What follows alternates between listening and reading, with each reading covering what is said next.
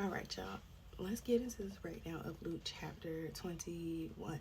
So, Luke 21 finishes the presentation of Jesus in Jerusalem and as the Messiah of the Jews. This lays a foundation for the Passion narrative, the final days before Jesus is crucified. Luke 19:28 through 20:47 covered most of the discussion about his authority, which are complete with his words about the widow's sacrificial suffering. Luke 21 1 through 4. The rest of the chapter records his warnings to the disciples about the violence they, the temple, Jerusalem, and the world will face between his ascension and his return.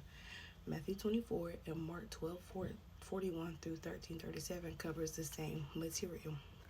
So let's get into this breakdown. Part 1. Luke 21 records the last of Jesus' teaching before the Last Supper, his arrest, and his crucifixion.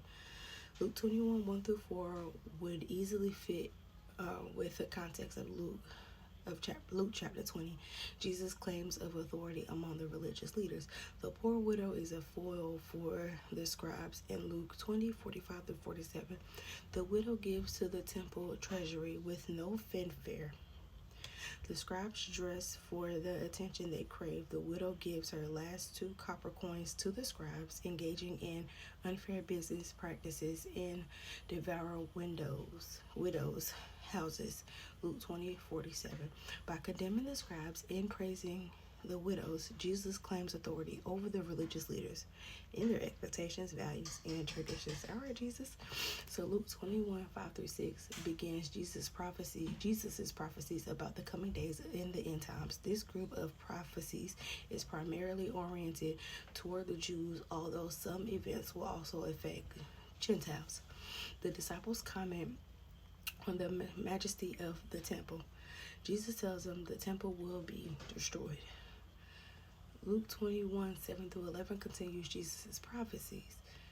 The disciples ask for a sign of the impending destruction of the temple. Jesus responds first with a sampling of the deceit and disasters that will come upon the world during the church age.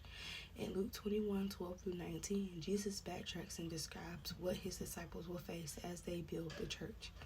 In Luke 21 20 through 24, Jesus gives more details about the destruction of Jerusalem in AD 70. Matthew and Mark would word this as a double prophecy, which also refers to the events during the tribulation. Luke is more deliberate about drawing a distinction between the two events. Luke 21 25 through 28 describes Jesus' second coming at the end of the tribulation. In Luke 21 29 through 33, Jesus applies the disciples'